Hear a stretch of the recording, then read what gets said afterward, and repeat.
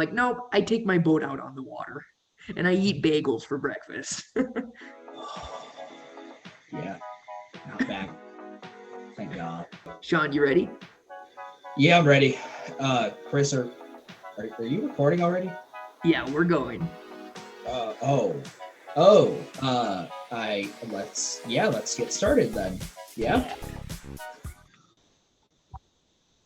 Hey guys, welcome back to the flip side. Today we are going to be talking about shapes in tricking and gymnastics and kind of how they relate back and forth. We're going to kind of just bounce back and forth between ideas that we have and like shapes that we see, and I mean, like I just said, like why they're important, especially going forward in the tricking journey. This idea actually popped up because I was posting on Josuke's, or is it Josuke or Johanna? Johannes Attila. Yes, I was posting on his Instagram feed, on his reel, about like whip backs and back layouts, and I was just like, oh man, like I never thought about that. Like there's so many positions and like why they're important. I was like, I never 100% related that to tricking. And I was talking to Chris about it here, and he was just like, yeah, no, there's tons of it, and it's like it's this, this, this, and I was like, yeah, we should do an episode on that because I like popped off for yeah. Yeah, you popped off pretty hard. So I was like, okay, Sean, calm down. We'll just make an episode. Like, you don't need to comment on everybody's posts now. And it wasn't even like it wasn't out of like spite or anything. I was just like, I wanted to explain it, and I was just like, but I can't. No, you just get that like excited coach mind, and you're like, oh, it's because of this and this and this. It's all of these reasons. It's like, oh, okay, cool. So I want to start there, just from the initial inspiration. So like layout position. So like for me, the way I see layout is there's actually beyond just like a whip back, because a whip lay is a little bit different because it's more just literally like a back handspring or a Valdez, but you're not using it. Well, I would say more like a back handspring than a Valdez, because Valdez is still over the side a little bit, so whip back would be kind of weird. But layout to me has like three different technical positions. There's an archy layout, there's a hollow layout, and there's a straight body layout, or some people will call that pencil, like I know we do at my gym. And they're used for different things. So I mean, it's kind of weird. So like normal teaching layout, which is hollow, you take off, you have that big stretch for your set, and then you pull your toes over, you hold the hollow. It's working on actually snapping the toes over to initiate the rotation. I'm starting to understand to use that to transition into doing twisting, because for the most part, at least gymnastics wise, we teach twisting more through that straight body position and not a hollow or an arch. But yet for tricking, most of the time I see twisting usually come through that straight body position, but more often than not, it's a little archy. Most of the time. I agree with that. I think so. Yeah, you were just giving me a bunch of ideas I wanted to make sure that I hit on, so I was writing those down. Yeah. So basically, I mean, the first thing that comes to my mind is this principle that I always tell everybody when they start learning to twist is you're not doing a flip with a twist. Well, you're not doing a back full. You're doing a back flip with a 360. Yeah. Yeah. So like that's why I think there's a lot of, like, as you call them, like fishy twists. And when people do fulls, you can see the difference between like a standing gymnastics full, and then there's even like the standing cheer full, and then there's like the trigger full. The trigger full is like, you muscled that pretty hard. like there's not a lot of technique. And then you see like the cheerleader one where there's like, it's like there's like some technique, but then they're also on dead floor, and I feel like they don't do any conditioning. So you're like, okay, it's like technique wise, it makes the triggers look a little bit sad, except for like not that thing where they touch their head and feet at the same time to the floor. Yes. Right. Minus that. Just like I'm talking about in the air linearly. And then there's like the gymnast one where they're like conditioned. They have a purpose to flip over the top. But that's the other thing too, is that the triggers don't necessarily have the purpose. So that's what I want to touch on a lot in this episode as well, is like, yes, there are shapes, but every shape has a purpose, whether there's always some form of efficiency or some goal behind it. Like we've talked about like the perfect cork. Like what does the perfect cork look like? Is it an ice cork, Or is it a really fast low cork? Is it a tucked cork? Is it a cork shuriken? Is it, what is it, a triple cork or a quad cork? Is the quad cork a perfect cork because there's the most twist in it? Like, Hey, if you enjoy our content and you want to show some support, make sure you follow us on Spotify and Instagram. Our Instagram tag is the_flip_side_podcast. Just make sure to go on there. Just shout out like old episodes that you liked, anything about the new episodes. You can comment on any of them. We would really appreciate it. And if you do end up wanting to go a step further, just become a supporter. All you have to do is follow the link in the description in any of our episodes that we've published. And you can also go under the About section in our Spotify homepage. you can do as little as 99 cents a month. Any amount that you guys support us is going to help us build a better podcast and help build better trickers around the world. There's the most twist in it. Like, it depends what your goal is, which determines the shape and the efficiency of the shape. So you were talking about the differences between layout and whip, but they're both useful things. We shouldn't get rid of one, right? No, God, no. Whip is actually really useful, especially so gymnastics wise, they usually use it to get connection bonuses. And that's why they like to use it, because in a back handspring is considered an A-level skill. So it's the easiest of easy. Like it's a nothing that you have to think about. A B is still at that level, usually nothing that you really have to think about. So like a whip back is a B, a back full is a B. You don't really think of how hard they are. So they use whip backs into like D-level skills to get a connection bonus. So they get more points. Like that's usually the reason that they're doing them more often than not. They usually. Right. And so what you're saying though is like, so the efficiency of a back layout for twisting is better. That's the shape that you want, and you use that for twisting. So I'm going to transition from there into talking about those fulls again. So like for tricking, what are they basing their full off of? They're probably doing it out of tricks that are similar to cork. They're doing it out of like TDR and scoot.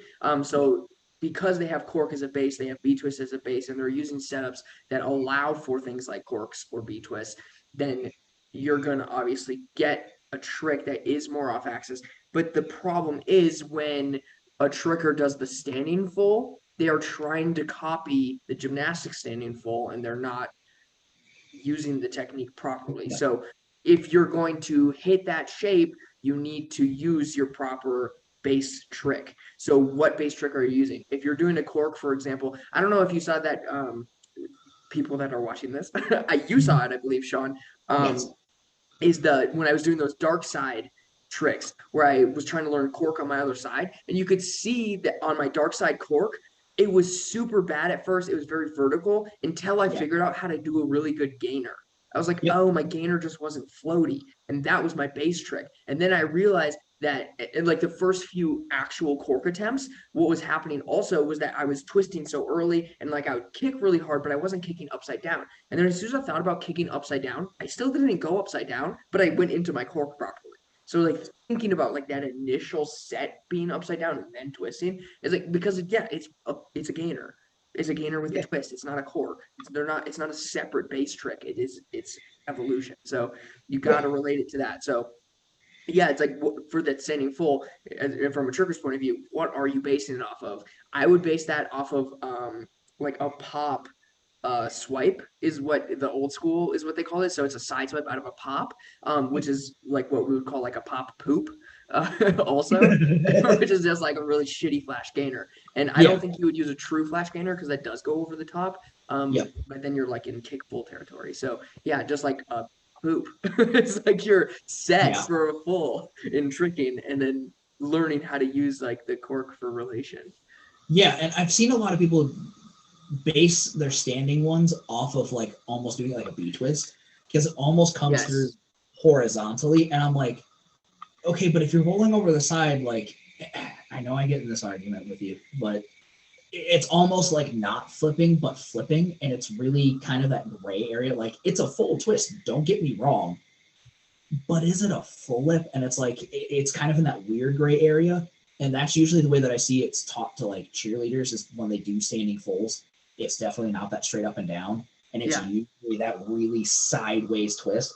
And actually, it was funny because Ian Gunther, post about it on TikTok where it was like D1 gymnasts trying to do a full without flipping. That's what they called it. And that's usually what they look like.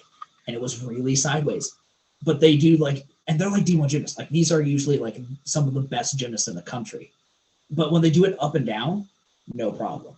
They try to do it with that really hard sideways motion.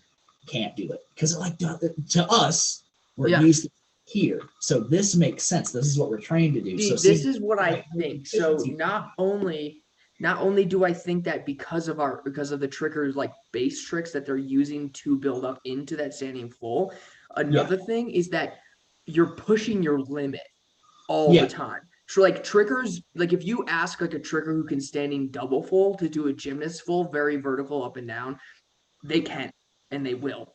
Yeah, usually it's very easy, right? The ones that you see that are like that are like standing triple fulls, standing double fulls. You know, the people who are like learning standing full for the first time. Like you always see people pushing the limit, and I feel like cheerleaders are also constantly pushing their limit in in their own way. And so yeah.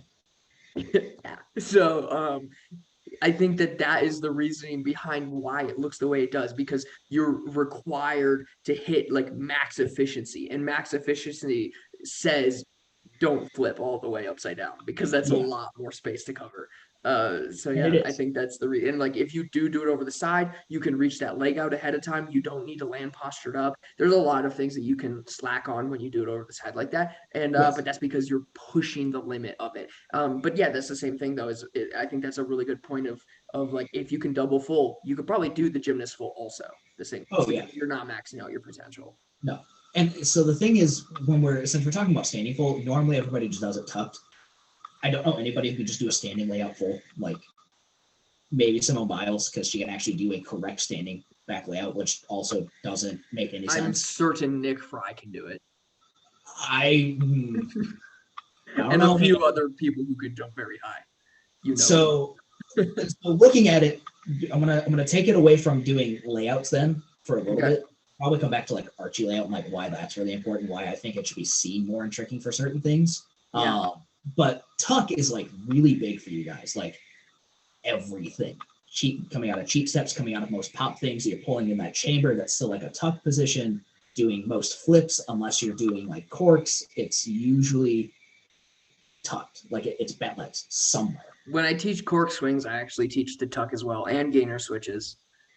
It's easier at first. Where for us, like tuck is the first most basic thing beyond learning what hollow, straight, and arch means. Everything like backflip is first start with a tuck. Same as a front tuck. Same as like learning giants on low bar. If you start teaching them that way, teaching suits, those are starting with a tuck. They usually don't start with layouts. They'll do some layout timers, but when you flip the first couple times, it's in a tuck. Doing double back, usually taught in a tuck. Usually not taught a double back layout right away, because that would be actually nuts. So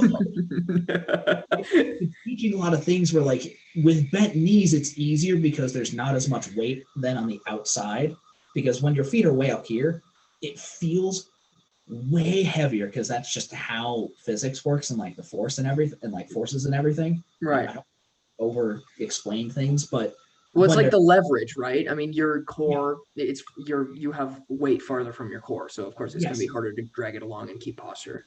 So then when it's in, it's way easier. Right.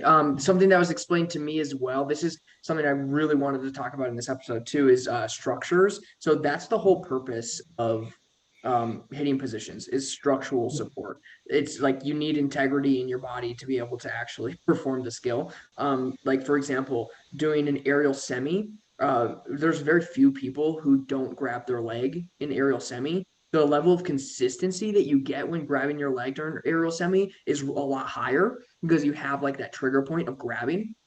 Plus it saves your energy, and like all structures are built with triangles, right? So because all structures are built with triangles, that's like structural integrity that you need. And by framing your arm against your leg, and you're creating a triangle. Like if you do that, you have a triangle there. And same thing with the tuck. If you are holding your knees in a tuck, there is a triangle. You have your leg, your arm, and then your core. So that's another triangle. So you're creating a structure that is strong and can actually hold itself together. And that's the purpose of all that, and that would be why layout is more difficult too. You don't have anything that's holding a structure together. No. And yeah, like you can replicate those positions without having to go all the way. So like, for example, a cheat 10, when you said tuck, a cheat 10 is like the most important, I think, that would require a tuck. Like I said, you do it in cork. I teach it in G switch, but you don't retain it. It's just to No. get that initial understanding. Because when you're tucked, it gives you more airtime. You can play with things more often. And Yes. I do want to say the G switch one because everyone always asks me. So for G switch and cork, the reason that you tuck is because if you can land on 2 feet, you can land on 1 foot. Yep. So it's really hard for people to switch legs, and so they don't eagle well. So instead of switching legs, I just teach them to tuck so that they land on 2 feet, and then I go after you tuck and about to land on two, then eagle your right, and they oh, and then they start doing it, and it makes sense because it's not like a massive switch because then your posture's broken. It's just a Yeah. tuck and then a release. Um, Yeah. yeah, and then same thing for the cork. But back to the tuck in the cheat 10. So that's the same idea like we were just talking about before this, leaning. Yep. So if you lean one way and you have just the one side chambered up, you need to tuck both knees so that you can balance yourself out, and then you can create the new lean for that hyper. So you start this way, hook, but then you need to lean this way so that you can get onto the other leg. It's just like, but the tuck, if you don't tuck, you don't engage your core, you don't keep your Mhm. posture, you're going to be falling one way or another because you have nothing to adjust. That's the other Yeah. thing about the chambers and the tucking and all these small pieces like the grabbing. It allows you to have something to adjust. If you pull it in too tight, you can relax a little. If you start relaxed, you probably can't pull it back in. No, you can't. Like your muscles that quick. It just doesn't work that way. Right. And a point that I like to stress is that tuck is one of the most quintessential positions to understand because you can pull a tuck out of almost anything. Like if you need to Right. save your this and you need to like get over your head or just like not eat it, you just tuck. Like it's safe, it's easy. Most of the biggest flips and best flips in the world are done first with a tuck. Like men's gymnastics, triple back, first done with a tuck. Also barely on a spring floor, which still doesn't make any goddamn sense. Like the 80s or the 90s, which the floors were not as good then. Yeah, And now we've finally evolved to a triple pike on just regular spring floor. Now, granted, in power tumbling, they do triple layout, which is mind-boggling. And there's one guy that wants to try quad back. And like, think about it this way. Okay, they've done triple layout on rod floor. that would be so scary. I'd be in like 2.5. I'd be like, I don't Yeah, know. could you imagine? Like even doing triple pike, like you have the biggest cojones that I would ever see. And the guy that wants to try quad back, he's like, it feels like it's getting closer and closer every time. I would bet you 10-1, if they're gonna throw it the first time, it's gonna be in a tuck no matter what to find the perfect efficiency. Because like Yeah. in a triple pike, in a triple layout, things change. Like even in a triple pike, even though you have that triangle, it doesn't flip as fast. It just doesn't. Because the smaller the ball, the faster the rotation actually happens to get around one complete rotation. So that's why understanding tuck and learning how to utilize it in different things is so important beyond just a layout. But because of his level, also, I wouldn't be surprised if he did like double layout in, double back out. That would To like okay. break it up so that you have. I feel like that's how I would do it. Like, and you would get like a better set for the lay, and then you'd be like, okay, 1-2, 1-2, right? It might make more sense. If you can fucking triple lay, of course he's on time. Like you have more time to do a double back out. Like break. I'm pretty sure if he did that, it would just like physics just would stop existing. They'd be like, okay, the physics isn't a thing anymore. Like we have to completely understand gravity. Like this doesn't make sense anymore. Someone will finally go Super Saiyan. I know. Finally. So with tricking, eagle, I feel like is probably one of the biggest quote unquote like landing or stances that usually most people would use Yeah. out of anything. Correct? See, it should be out of anything, but it's not out of everything. But it should That's be. true. So it's like out of every setup, but like you can do it from anything. One of my favorite things to do is just throw a cheat 9 eagle in my combos. I Just love it so because. much. It's just super unexpected, one of the combos I did, it was actually I used eagle, but I went to pop. It was like cheat 9, pop, cork. So pop full. That's what it was. So cheat nine, pop full, vanish 9, pop switch, double cork. So Jeez. it's really crazy because the cheat 9 is going to complete and then going right into a pop switch. And then I'm coming back from my injury, so I'm kind of like watched all my old samplers and like touched on a bunch of combos that I thought were really like fun and like Yeah. so I did like a scoot, cheat 9, swing gainer. And just that is it's cool because you're hitting a round kick into an eagle and you have to get it to go to like turn around. But yeah, efficiency wise, it's really good because it gives you what is so I'm sorry, it's just the way that you explain that. You're just like, you got to get it to come to complete. You got to turn around. I thought you were going to say get it to complete. And I was like, okay, yeah, I see where you're going. And you're just like, you just got to turn around. Just turn around. No, I just like I'm just nerding out about how cool it is, but I think that people want to know like the importance. I know it's just funny. I'm sorry. Right, Anyway, no, you're good. Yeah, so right. So I'm vertical, I throw a kick, and then I turn around and you get to complete, and it's badass because you're like so unexpected. But yes. anyway, so yeah, the efficiency of an eagle is really good because it gives you a time to breathe. When I was first learning tricking, it was very, very hard for me to breathe. I didn't know when to do it. Plus, I wasn't from a martial arts background. So people were like, yeah, breathe on your kicks. I was like, you want me to go like, and when I throw a kick against air, like I feel like already stupid enough doing tricks I don't know how to do. And you want me to make myself make noises while I do it. Like, no. But now I do, especially now that I like train Muay Thai. I'm like, now I feel really like you're just that guy that yells every kick. every time. No.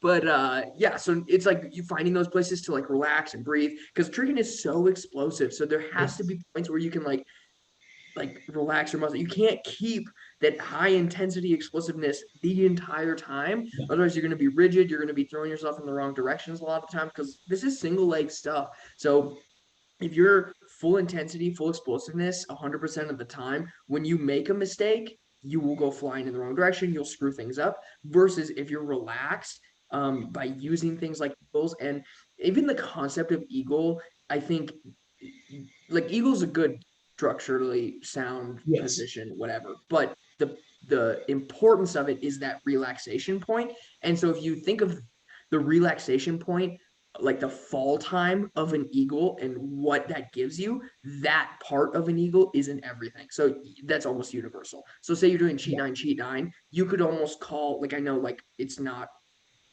correct terminology, but like I would love to refer to like cheat 9. There's like an eagle in between them. Like when you're finished kicking and you're falling, that could be called an eagle. If you're doing a front swing and you're coming out of it, that's called a flamingo. But like it's the same idea. An eagle. You are at this relaxed point where there's zero pressure on anything, and then you set it down. And if you properly transferred your momentum, then you just keep it flowing. And it's from every transition to a trick, there is some sort of eagle. And it's that point where you can take a breath, catch your surroundings and proceed.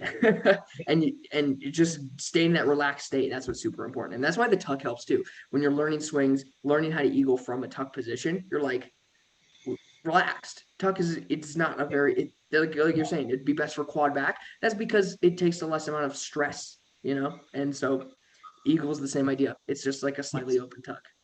And thinking about tuck, like the way that I was taught tuck, there's a tight tuck and there's a cowboy tuck. Yeah. A lot of people cowboy tuck because it's just generally, in ways of describing it, more efficient. And like seeing especially like higher level gymnastics now, it makes a lot more sense why people cowboy things, because even though, they're going to take deductions on it, but they're doing a high enough level skill so that the deductions really don't 100%. Really? I didn't know they got deducted for that in gymnastics. Yeah, if your legs are apart, it's deduction. So unless the skill is meant to have legs separated, like in a flare, it's a deduction. Crazy. Yeah. So that's why you also see me do everything. That's why it's hard for me to understand like leg, because I'm like, everything should just be like this. Yeah, but, and we were talking about 540s. You can do a 540 with your knees together, Because if you can do a parfuso, then you could just have your knees together but one leg bend. Yeah, it's like a wolf. Huh? Exactly like a wolf, yeah. So cowboy tuck is when the knees are slightly separated, but a lot of people do it because it's just generally easier. Because, especially for me, being a little bit of a fat boy now, your stomach feels like it gets in the way. So usually that slight like knee apart tuck helps because it also gets you feels like you can get in tighter. Like if people were doing bigger flipping skills, like a quad back, I'd probably cowboy tuck the shit out of that. Yeah. And especially Two like reasons in particular: my fat cock and and so I don't clack my knees together. That's a right? real, yeah, that's a real thing. I clack my knees together or like my ankles or whatever so Yes. often. And I don't know if that's a tricking thing because it's like tricking's a bit chaotic, Oh my but god. That stuff hurts though. Oh my god. Landing and just going at the not even last landing, but on takeoff. It's always on takeoff. takeoff. Yeah. It's even worse because then you're distracted during the skill and you're like, that didn't feel good. No, dude, when I tore my abductor, the first thing someone came up and said to me, they're like, "Bro, you tore your abductor during the cartwheel and you still took off for the triple full." I was like, "Yeah, I did." Yeah. So, It's but like, yeah, I tried. so like, kind of explaining why a cowboy tuck is probably more efficient, especially tricking wise. Like, I see a lot of people do like double tucks and they do it very cowboy. It hurts my soul a little bit coming from like a competing standpoint because like a proper tuck is with legs together. So I'm like, okay, but like it is just generally more efficient. Like it is, you can get tighter. So like, why not do it that way? And like, it's Well, let's go more. one step further. Why is it more efficient? My reasoning is because the change is more drastic, Yeah, right? So if you are jumping, right, and you're vertical, your feet are together, and you bring your knees up, okay, that's one thing. But if your feet are together and you bring your knees apart and even tighter, you're covering a lot more distance, and the change is just more drastic. You're thinner this way than you are this way. yes. So part of the reason that I see it in my head is like usually if your knees are together and you're pulling them to your chest, your ball, even though it's really tiny, could get technically tinier by pulling them apart because then you can pull them in further Yes. because there's nothing impeding as much except for like whatever your hip flexibility is. So that you can get it even smaller. So like it just makes more sense. Like you would think about it, the fastest flip, theoretically, if it was possible, which I'm like 99.9% positive it isn't, is if your legs and your arms pretty much be equal and you just literally rotate like this. Like Yeah. that's but I don't Dude, think how many flips could you do? like Actually, imagine like it's it like would I'm be thinking about it, I'm like, yeah, that doesn't sound efficient. And then I'm like, no, it's fast. That's yeah, really it would be fast. probably fast for like no reason, but like it's not possible. So that's why you see like tramp kids doing like 9 tuple back or whatever the hell it is, where they still Well, land. Like, have you okay, seen the one where they do like Lotus? Lotus. Yeah, they like the Lotus, they Lotus their legs. So like what you and that's how they flip faster because it's tighter, there's more tension, they can pull it in tighter than a tuck because their So, legs are splayed out like you're talking about. So it's the same thing, but with bent legs. oh, that would be scary because like if you Yeah, it's land wrong, terrifying, but it wrong. might be more structurally sound because there's like more like Yeah, stuff I on get that. stuff. Could you imagine landing that wrong? Your They hips do. are just They do. I promise. It's tramp. But but yeah, so like for me, like understanding tricking now more is like cowboy tuck is just so much more efficient because like yeah. that's the way you chamber too. Well, so I also want to talk about this. So like I think that yes, it like physics also has yeah, like everything you said is correct. But like going back to like the change, so like it's the same idea as like having open arms, right? And then pulling it in tighter versus like from Yeah, here to tighter. So if your arms are out super straight, super long, and then you pull them in as tight as you can, you're gonna have a faster spin.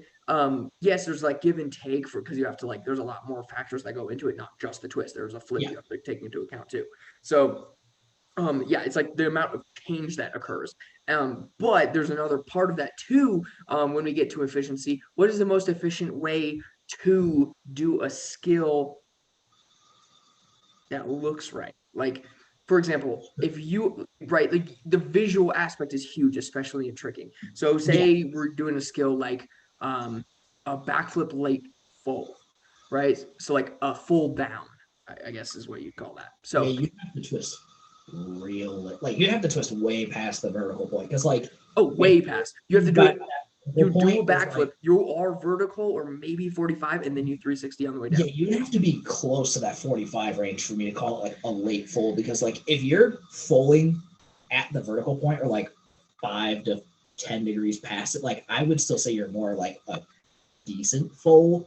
Yeah, It's late, right. but No, but don't worry. I will send you some if you're concerned. These exist. Where they oh do a no, backflip and they full down, like after the flip is complete.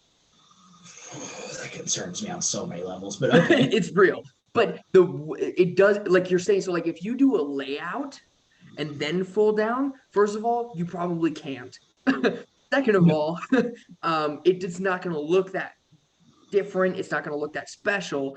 But if you do a cowboy tuck and then snap vertical and do a 360, that's going to be like a wow trick because you're changing positions so drastically. Yeah. Plus, if physics will favor that because you're changing positions, you can activate a new direction. So that's gonna help out too. So if you're looking for that's like because we're talking about like positions and purposes of positions. Well, Yes. the purpose of a position is also visual aesthetic, and Yeah.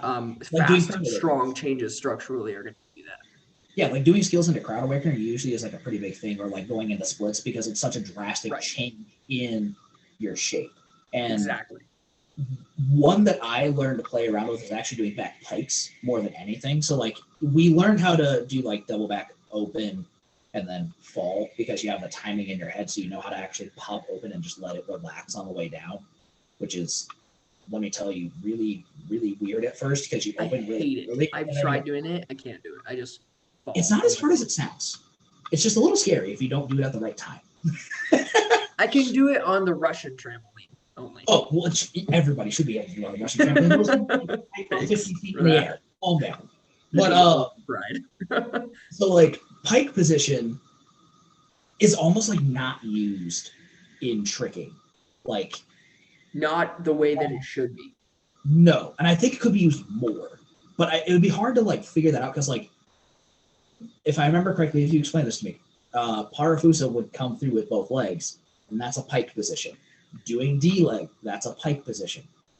But then minus those two things, you don't see it like you see Rocket Boys every once in a while on like a rare occasion, but like, or a Donut Boy, which yeah, but don't talk about that. Or I guess the other thing would be a shant. Like I guess that's kind of a pike / a straddle, but like that's a whole different thing. But you don't see pike used for anything, and like you could use it for a lot of things, like especially dramatic shape changes. Where if the way that I learned to front Rudy and front Randy was pretty much pike in that little bit and snap open to the twist so I can get in even tighter. So I'd have a timing of when I'm coming to that vertical point and then twist all the way through down to the landing. And like, I would imagine that happening in twisting, like if someone was doing anything that was more a front race skill, like if they were doing aerial semi and then they go front rate, they swing through it and they somehow do, I don't know. I would want to say changing into a D leg, but like, you know. Do a what D leg? I didn't even catch that. Just like somehow swinging into like a D leg, but I don't think that. Yeah, you can. You can do a swing D leg instead of a pop D leg. That's a thing. But also the other point, like doing like a TDR D leg, like we need to apply more variations to setups. I think that would be a lot of fun too. So yeah, like doing like a scrubba, but like holding D leg the whole time. I've seen Jordan Alexander do that. So yeah, it definitely can be done and should be done more. It's just like the matter of like triggers lean into like cookie cutter versus non-cookie cutter, and then like are you working efficiency and power, which for some reason it's still like efficiency and power is still like a huge focus for triggers today, even though the skills, like the skill requirement to be good in that zone is so high. I'm just shocked that people even still do it, but I guess the reason is because it's just a lot of fun.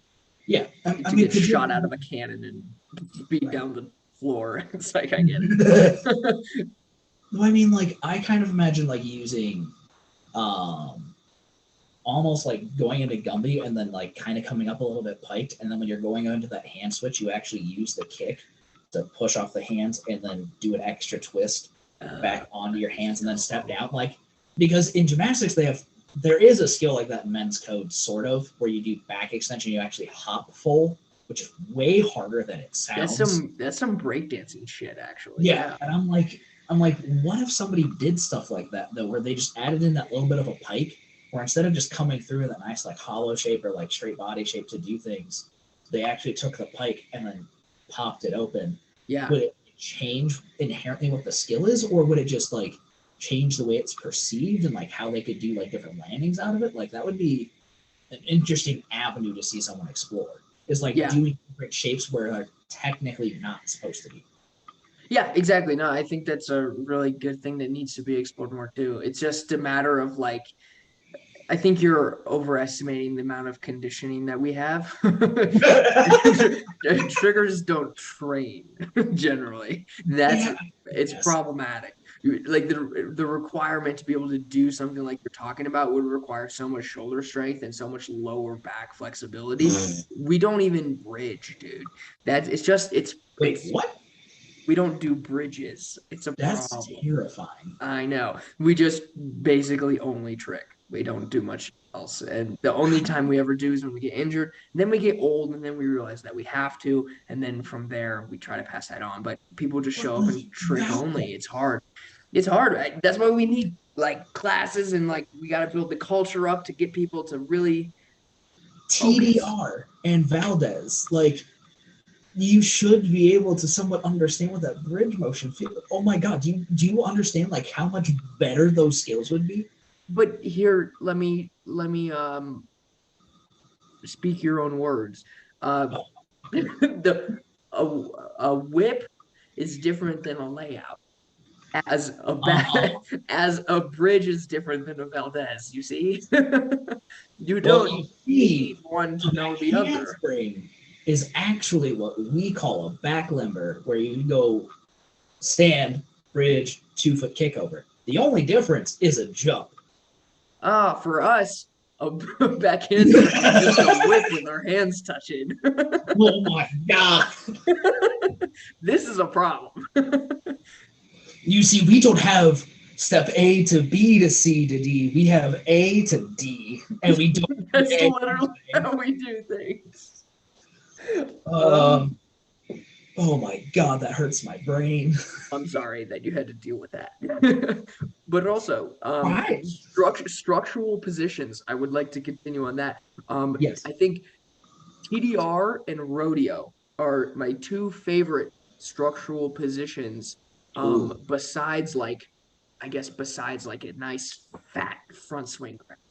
Oh yeah. Like if I do a fat front swing grab, that I don't know if I like the front swing into a snafu more than I like it into a really nice TDR. I can't decide between the two. They're both nice. The TDR takes you for a ride, so I think I like the TDR more. But that grab, it's nice. It's like that same G switch when you hit it just. But right. But yeah, I mean like. Let's keep talking about like the structural integrity of tricks in the sense that TDR touchdowns are massively structural. It's really interesting when you see the difference between somebody's raise and someone's TD raise. It's like, how are these the same trick with one small change? Some of them do it drastically different though, because some of them I've seen some pretty interesting raises, and then they do TDR. I'm like, it doesn't even look like you're actually throwing your rate. Like they look inherently different, and I'm like, because of the way they have to stack on the hand, because even though I don't think people want to admit it, when you put that hand down, it's not like you're just going like, unfortunately it's not like, it should feel like that. It should feel like that. And actually when we did that Jeff and Chris comparison video between our TDR, it's between a bunch of different tricks, do you remember the difference between ours? Yeah, you put your hand down longer. So long. I did mine like master scoot. Yeah. So when I put my hand down, I like leaned into it and shoved off like I was doing a master scoot, but he's just touching it through a raise. And Jeff has really nice raises. And actually the other person that does that is Ethan. And I'm sure Levi does it too, but I don't watch Levi trick as much as I watch Ethan trick. Two of the top 5 trickers in the world. Right. Exactly. So yeah, I mean, I just remember going to like a trick different, and Ethan was like warming up, and in the fucking corner he does like raise triple cork, and I'm like, nice warm up. what am I? What did I just like standing raise triple cork? I'm like, I'm sorry. What? yeah.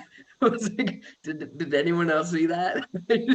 Is no one acknowledging what just happened here? Yeah, and then he does TD raise triple cork after because he did a raise first, and I was like, oh, and like but it also looked identical, so it makes sense. Like he's cross training his like making sure that maybe you got good at TDR first, and you're like, okay, what Yeah. can I take from TDR to apply to my raise? Because that's a structure, and it's also like so aesthetically pleasing to have tricks that actually relate to each other structurally. Like if you have Oh, drastic changes in your tricks like from raise to TDR or like Gumby, it's just like it completely wrecks the flow. And it's probably you're gonna get hurt because you're doing something wrong. Because if they're yeah. structurally different, one of them is bad for you. Oh, I know. So that's the thing where it gets me when people, and I would bet you 10 to 1, people probably change how they do Valdez compared to they're doing TDRs Oh, I'm when sure. when they're not 100% different. Like, granted, yes, they are, but the arch back and part of the timing for it should fundamentally be almost exactly the same. The only difference is usually how you're going into it, where one has more lean, but structurally, when you're coming down and like that hand placement and stacking on top of that hand all the way through the shoulder, through the hip, all the way down, should feel about the same because they should be hitting that straight line into the floor and then push off. In my Right. book, And if you think about it, when you do a raise, if you're at the lowest that you can be for a raise, you should still be able to touch. Like it right? doesn't like you just don't touch if it's a raise, and then just do touch if it is a TDR. There shouldn't be that much change, but that touch No, gives you so much structural stability. Like if you're doing any tricks and you have a ridiculous amount of speed, you throw in a hook kick or whatever that, yeah, to slow you down. But if you're going to do a raise, you need to have like way more control pre-trick versus a TDR. You could be falling over, you touch that hand, and you have time to readjust your hips, and yeah, you're because you can set. control all the way through, Yeah. and you're So now engaging the other parts of your body that originally you weren't using. and that goes for every trick that's a touchdown. Anything that touches your hands, it's going to give you tons of stability. So use those in a smart way post heavy tricks. Like that's why people will do like a really hard trick, follow like and then a cartwheel. Like you're like, Yep. I can fall over. That's easy.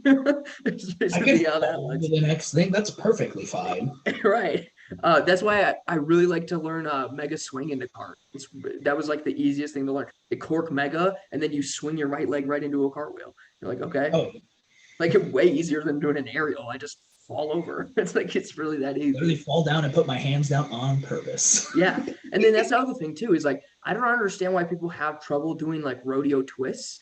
I feel like I rarely see it. I've done like cork rodeo shuriken twist, cork rodeo fei long twist. So like, but because when you grab that leg during the rodeo, it gives you so much structural stability. I'm just like, I'm basically like, it's like, it feels like tucking in a back tuck. Like I grab it and I'm just able to yank. I know exactly where everything is. I can like flex my quad and then hold my quad back with my own arm and then just like release it for the like it just it's the same thing as doing a front swing. Just I'm like charging Yep. it up like Donkey Kong, ready to go. Looking like Donkey Kong on Smash Bros. Oh Yep. god. So yeah, I mean, it's just like there's if you and it works with everything. I mean, that's the way you can twist any variated dubs, right? It's just because you have a structure, which is any variation, and you hit it in a powerful way that is structurally sound, whether it's a shuriken, a D leg, a round kick. It's a pose that you're hitting and applying into your trick, and you are putting it during the trick. It doesn't change the trick. It's the same Yeah. concept. You're doing a double cork. Okay, put a round kick in the middle.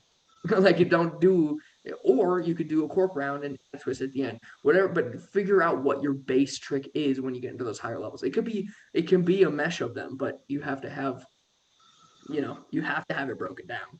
Is Yes. there any tricks you can think of that's like a mesh of like multiple base tricks in gymnastics?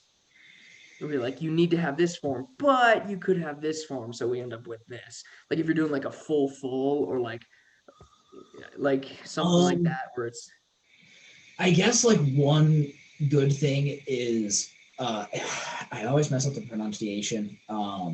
I think it's pronounced onodi. It's Onodi. So it's essentially a back handspring half, but you don't actually land straight back. You actually half turn during the going into the handstand, and then you front walk over out. So That's cool. if you can't do a I've front done walkover, if you can't do a front walkover, you're not gonna be able to do it. And if you can't do a back handspring step out or a back handspring, you're not gonna be able to do it, which is like one of the biggest meshes because like truly you have to go into it like you're doing a back handspring step out, but you're waiting for that split longer into doing a front walkover, which is like way weirder on the timing because like the couple times that I threw it, I definitely did not, my shoulder did not like it because I took too much of the brunt in my shoulder. I could land it and it was fine, but it was awkward. Yeah. But like beyond that, it's usually things that involve flipping and twisting is usually where the biggest meshes come into play. Right. Unless you're doing like some type of dance skills, like if you're doing switch leap full or switch leap 1.5, like you need to be able to do a switch leap. You need to be able to probably do like a standing jump like 540, and then you need to be able to like do a couple other things. But like we don't really have like big mashups between skills to make them inherently different. It's usually like, oh, I can do this.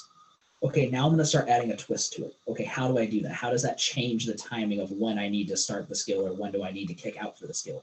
Like Right. doing straddle, like doing popas. It's a straddle jump with a full turn. Like for you guys, that's just a crowd awakener because it's like super basic. It's super simple. And like there are people that'll add an extra full onto it. Okay, well, how do I do that timing then? Well, it needs to be full up, straddle, full down, or else the timing is just going to be really weird. Or like closer to being like a majority of the twist on the way down or on the way up. Because if you're doing it with in too awkward of a space, it just doesn't work. It just really doesn't.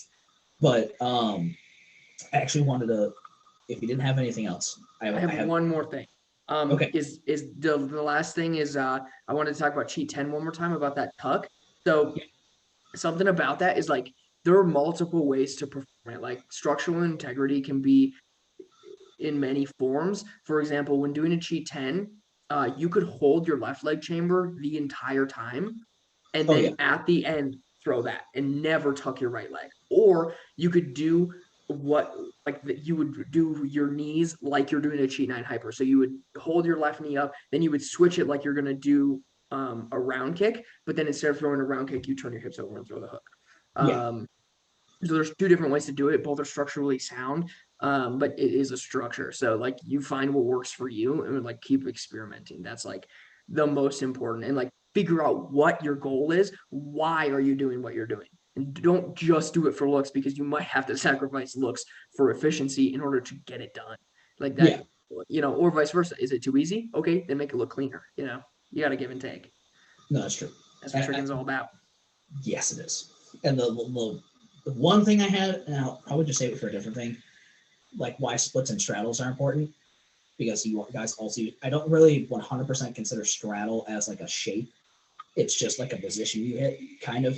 In a way, it's kind of like pike, but pike really is more of like an actual, like you have to make a shape to do it, where straddle, you don't. Where for you guys, I think straddles and splits come into everything. Swing anything forwards, backwards, you're starting to chamber, that's technically coming through a straddle. Like there's a whole bunch of things like that, but I'm not going to two different forms of flexibility for sure. Yes. Yeah, we can talk about that more. Yeah. No, I wanted to bring that up because I think that'll be an interesting point for a different conversation, because I thought about relating it, but I was like, I don't think it relates well enough. But I definitely. No, that's all right. It's like a whole conversation topic on its own. So yeah, we can get into that later for sure. All right, perfect. I do not have anything else that I can think of. Sweet. That was all my points. All right. Well, hopefully that taught you guys something, and make strong structures. Don't be limp noodles. Thanks. Yes. And we'll see you guys next time. Don't forget to follow us on the_flip_side_podcast on Instagram. And CHRISPY_TRIX. That's chrispy-trix on Instagram. And I also have another YouTube channel, TrixFix, TRIX space FIX, for more tutorials and other things. And we'll see you guys next time.